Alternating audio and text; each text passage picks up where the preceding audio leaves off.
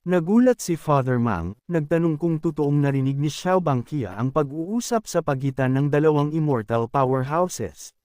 Ngumiti si Xiao Bangkia at napagtanto na maging ang Immortal Emperor ay kailangang mag-ingat. Nalungkot si Father Mang na nalinlang siya. Sinabi pagkatapos ni Xiao Bangkia sa kanya na mag-relax at dahil si Chen Pingan ay isang God Realm powerhouse, dapat ay nalaman niya na nakikinig siya at nagtaka kung bakit hindi niya siya pinigilan. Ipinagpalagay ni Father Mang na baka gusto ni Chen Pingan na makinig si Xiao Bangkia at ang kanilang pag-uusap ay bahagi rin ng kanyang plano. Nagmuni-muni si Xiao Bangki na ngayong pareho silang pawns, tinanong niya kung maaari ba niya siyang sabihan ng mas detalyado. Pagkalipas ng ilang sandali, inanunsyo ng isang lalaki at pinasalamatan ang lahat ng dumalo sa apprenticeship ceremony ni Xiao Bao. Naisip ni Chen Pingan na kung hindi dahil sa kanyang pagiging haughty manner bilang kanyang senior, sasabihin niya kay Dugo na huwag nang tumanggap ng mga disciples. Tinawag ni Mang Fan si Chen Pingan at tinanong siya kung gusto pa rin niya ng immortal spiritual bands at naisip niya ng paraan para makakuha siya ng mas maraming immortal crystals. Pinasalamatan ni Chen Pingan si Mang Fan at sinigurado sa kanya na babayaran niya ito kapag nakaipon siya ng pera. Pagkatapos ay ipinagpalagay niya na tuso ang Black Dragon noong huli siyang kusal na nagbigay sa kanya ng immortal crystals at marahil ay 10 o 20,000 immortal crystals lang iyon dahil junior siya. Ngumiti si Mang Fan at ipinaalam kay Chen Pingan na walang halaga ang 200,000 immortal crystals kaya ayos lang kung hindi niya ito bayaran. Nagulat si Chen Pingan nang marinig ang mga salita ni Mang Fons. Tinawag ni Xiao Maofan si Chen Pingan at sinabi sa kanya na ang kanyang kapatid ang tunay na successor ng Xiao family at hindi niya siya kailanman maaabutan. Pagkatapos ay pinayuhan niya si Chen Pingan na ibalik si Xiao Lei sa kanya o kung hindi ay sisiguraduhin niya na walang makakatulong sa kanya. Tumayo si Chen Pingan at tinanong siya kung nasa kanya ba ang desisyon. Nagmuni-muni si Xiao Maofan na binugbog lang siya ni Chen Pingan minsan sa isang sneak attack at tinanong kung ano ang ipagmamalaki doon. Idinagdag niya na kung lalaki si Chen Pingan, dapat siyang labanan sa isang spar. Naguluhan ang mga manunood kung bakit bigla silang gustong lumaban at napagtanto na si Xiao Shan ang nagdudulot ng gulo. Ipinagpalagay ni Chen Pingan na kasalanan ni Xiao Bao dahil gusto niyang gawing hanggal ang sarili sa harap ng mga bisita. Pagkatapos ay ngumiti siya at tinanggap ang hamon ni Xiao Maofan at naisip na ito ay isang magandang pagkakataon upang sabihan ang Immortal Emperor Dugo na huwag tanggapin si Xiao Bao bilang disciple. Binalaan ni Xiao Maofan si Chen Pingan, sinasabi na bubugbugin niya ito hanggang sa magmakaawa ng awa. Pagkatapos ay tinanong ni Dugo si Xiao Bangkia kung sino ang nagdudulot ng gulo. Sumagot si Xiao Bangkia na siya ang nakababatang kapatid ni Xiao Bao at ipinaalam sa kanya na mayroon siyang ilang conflicts kay Xiao Shan. Pagkatapos ay naisip niya na tapos na ang lahat at kung alam niya ang nangyayari ay sana ay ipinagbawal niya si Xiao Maofan. Naisip ni Dugo na plano ito ni Chen Pingan at naniwala na hindi niya dapat guluhin ang kanyang mga plano ng padalos-dalos. Ipinaalam ni Xiao Maofan kay Chen Pingan na napatumba niya siya noong nakaraan dahil sa isang sneak attack. Gayunpaman, sa pagkakataong ito, gumastos siya ng malaking halaga ng immortal crystal upang bilhin ang kanyang set of armor, na ginagawang walang silbi ang kanyang mga tricks. Pagkatapos ay inatake niya si Chen Pingan ngunit ginantihan ni Chen Pingan sa pamamagitan ng pagpatamba sa kanya sa lupa. Bamulong si Chen Pingan na puro salita lang si Xiao Maofan. Nagpalakpakan ng pulutong at nagtaka kung gumaling na si Xiao Shan. Nag-aalala, hinawakan ni Xiao Bazo ang kanyang kapatid at sinabihan itong gumising. Nagulat si Dugo at naniwala na ginamit ni Chen Pingan ang mga Dao arts ng inatake niya. Pagkatapos ay inangkin niya na nakapag-breakthrough siya sa pamamagitan lamang ng pagmamasid sa atake ni Chen Pingan at umunlad din ang kanyang cultivation. Naisip pagkatapos ni Dugo na hindi na kailangan ni Chen Pingan na maglabas ng malakas na atake upang talunin si Xiao Maofan at ipinagpalagay na sadyang ginawa niya iyon upang bigyan siya ng pagkakataon ng epiphany.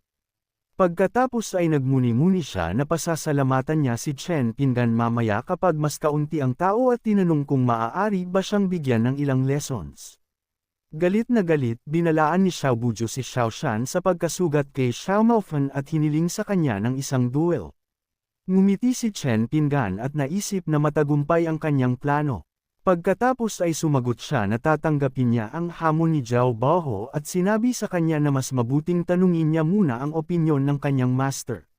Naniniwala si Zhao Baoho na tiyak na sasang-ayon sa kanya ang Immortal Emperor Dugo ngunit pinatahimik ni Dugo si Xiao Baozo.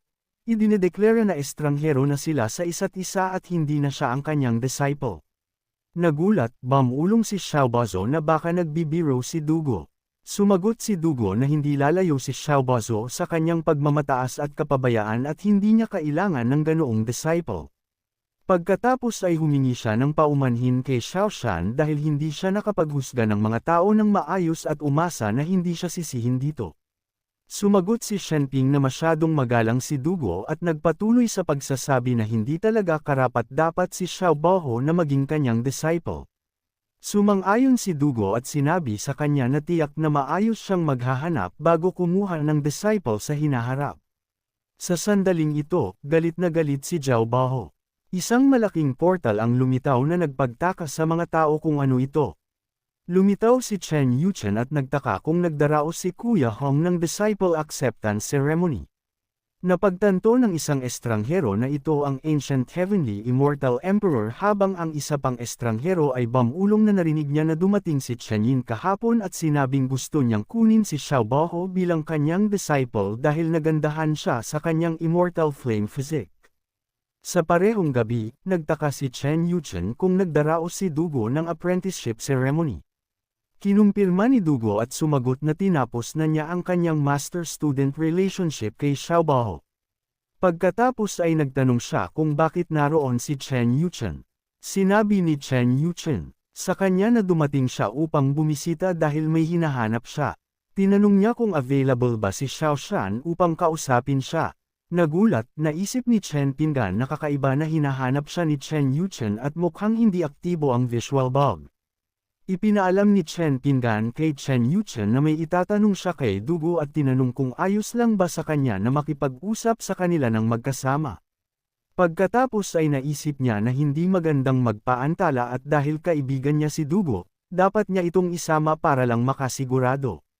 Sumang-ayon si Chen Yin at sinabi sa kanila na nag-book siya ng room sa restaurant at hiniling sa kanila na pumasok sa array upang ma-teleport niya sila. Galit na galit, naisip ni Zhao Baoho kung paano nakakuha ng pagkilala mula sa Immortal Emperor ang isang tulad ni Chen Pinggan. Pagkatapos ay kinuyam niya ang kanyang kamao at binalaan si Chen Pinggan na ipapatikim niya sa kanya ang sakit ng pagkawalan ng kanyang talento at muling pagbagsak mula sa tuktok. Samantala, dumating sina Chen Pinggan at ang dalawang Immortal Emperor sa restaurant.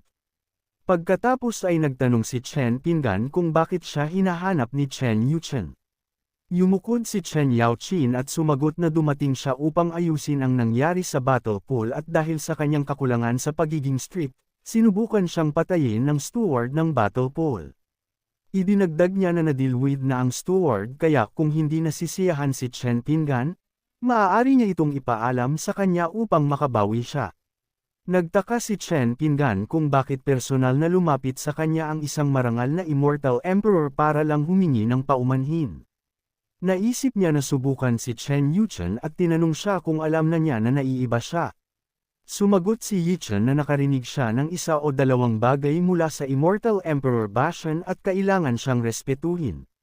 Nalito si Chen Pinggan kung paano siya nasangkot sa Immortal Emperor Bashan at nagtaka kung anong nangyayari. Hiniling niya kay Dugo na sabihin pa kay Yikchan ng mas detalyado dahil tila hindi siya gaanong nakakaalam. Masayang sumang-ayon si Dugo. Pagkatapos ay pinag-isipan ni Chen Pinggan kung sino talaga ang pinaniniwalaan nilang siya at anong nangyayari sa Immortal Emperor Bashan. Ipinaliwanag ni Dugo ang lahat kay Yikchan.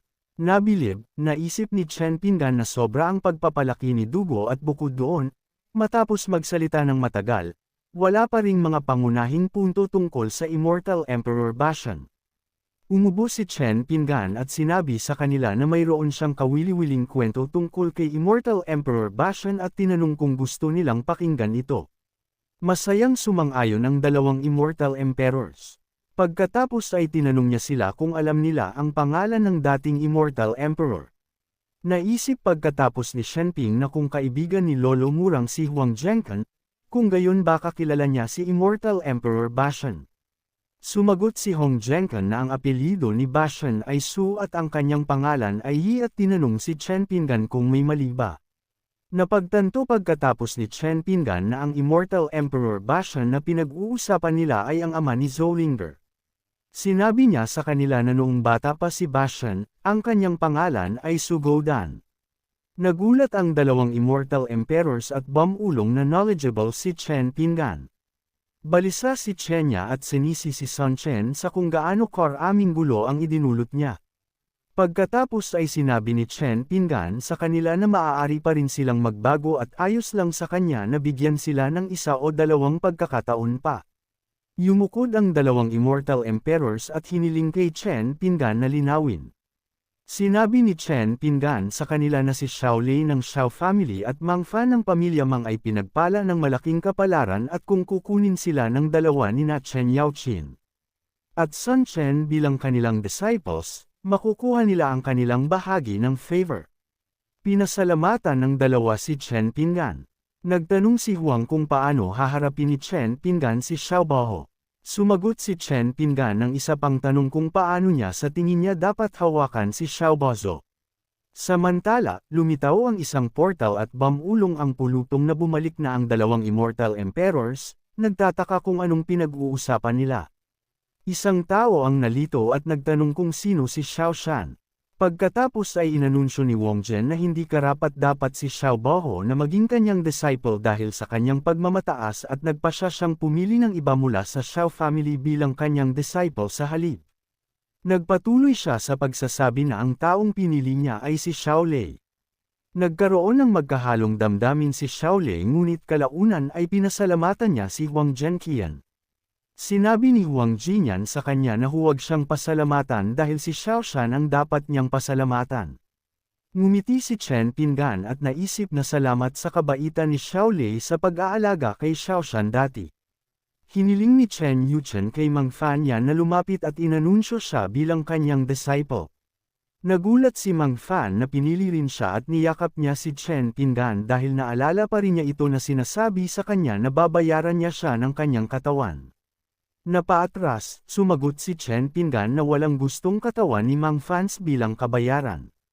Pagkalipas ng ilang sandali, nakaramdam ng ginhawa si Chen Pingan at bumulong na sa wakas ay nawala na niya si Mang Fan yan. Pagkatapos ay inanunsyo niya na nakauwi na siya at tinanong si Zolinger tungkol sa kinaroroonan ni Jiang Yukon. Sumagot si Zolinger na tumakas si Jiang Yukon sa bahay. Gulat, sinabi ni Shen Pingan kay Zoling na baka nagbibiro siya at nagtaka kung bakit tataka si Jiang Yukon kung nakatakda silang ikasal sa kalahating buwan.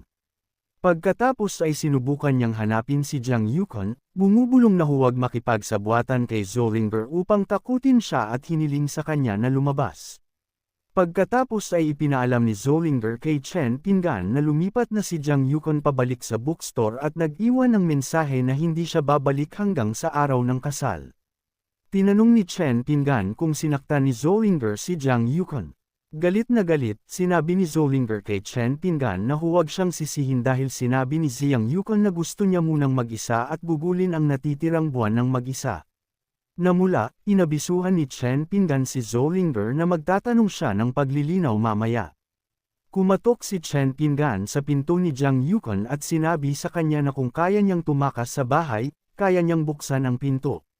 Binuksan ni Jiang Yukon ang pinto at sinabi kay Chen Pingan na masyado siyang maingay. Nagpatuloy siya sa pagtatanong kung hindi pa ba siya inabisuhan ni Zolinger na gusto niyang magkahiwalay muna kay Chen Pingan sa loob ng kalahating buwan. Namula si Chen Pingan at sumagot na hindi siya naroon upang kumbinsihin siya at bumisita lang siya para sa isang paliwanag.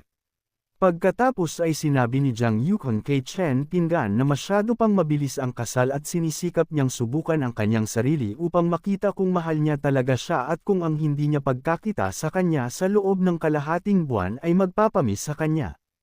Kumunot ang noo ni Chen Pingan at sinabi sa kanya na dahil nabigyan na niya siya ng paliwanag, aalis na siya at dahil mag-isa siyang nakatira, Dapat niyang i-lock ang mga pinto at bibigyan niya siya ng sandata para sa kaligtasan. Hinawakan ni Jiang Yukon ang kamay ni Chen Pinggan at hinalikan siya sa pisngi. Pagkatapos ay bumulong siya kay Chen Pinggan na kahit medyo na-miss niya ito, kapag sinabi niya ang isang salita, mahirap nang magpatuloy. Like, comment, share, and subscribe naman dyan mga ito go. Maraming salamat po.